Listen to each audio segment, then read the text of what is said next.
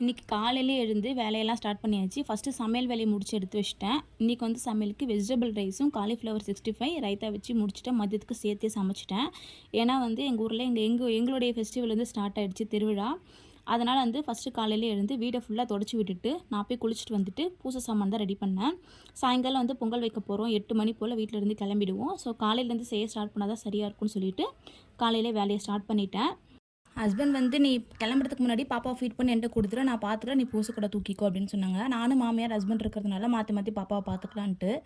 பூஜை ரூம் வேலை தான் ஃபஸ்ட்டு மெயினான வேலை. அதுவும் இல்லாமல் கஷ்டமான வேலை. ஃபஸ்ட்டு அது செஞ்சு வச்சுட்டா மற்ற வேலைலாம் ஈஸியாக செஞ்சிடலான்னு சொல்லிட்டு பூஜை ரூமில் இருக்கிற சாமான்லாம் எடுத்து கழுவி பொட்டு வச்சு எடுத்து சாமி ரூம் ரெடி பண்ணி மூடி வச்சுட்டேன். சாயங்காலம் தான் பொங்கல் வைக்க போகிறோம். 8:30 மணி போல் வீட்டிலேருந்து கிளம்புவோம். அதனால் நான் வந்து மேரேஜ் ஆகி எனக்கு 3 இயர்ஸ் ஆகுது. இப்போ தான் ஃபஸ்ட் டைம் நான் ஃபெஸ்டிவல் வந்து செய்ய போகிறேன்.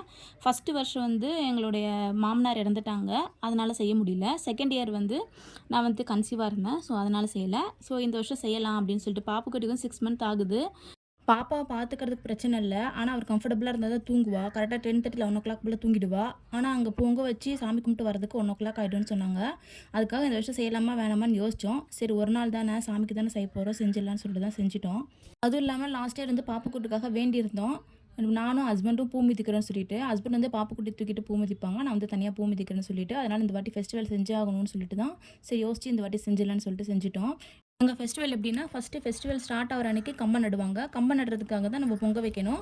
சாமிக்கு பொங்க வச்சு எடுத்துகிட்டு போய் சாமி கும்பிட்டுட்டு கம்பம் நட்டுருவாங்க. அப்போ வந்து நமக்கு வந்து விரதம் ஸ்டார்ட் ஆகிடும். நான்வெஜ் எதுவுமே வீட்டில் புழங்கக்கூடாது. முக்கியமாக நாங்கள் பூ மிதிக்கிறதுனால கண்டிப்பாக வீட்டில் வந்து நான்வெஜ் செய்யக்கூடாது. அதனால தான் வந்து சுத்தமாக வீட்டை க்ளீன் பண்ணி வச்சுட்டோம்.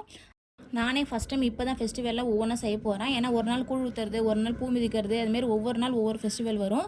நான் என்னென்ன பண்ண போகிறேன்றதை உங்களுக்கு அடுத்தடுத்த வீடியோவில் அப்டேட் பண்ணுறேன். உங்களுக்கு இது வீடியோ பிடிச்சிருந்தா லைக் பண்ணுங்கள், சப்ஸ்கிரைப் பண்ணுங்கள். பாய்.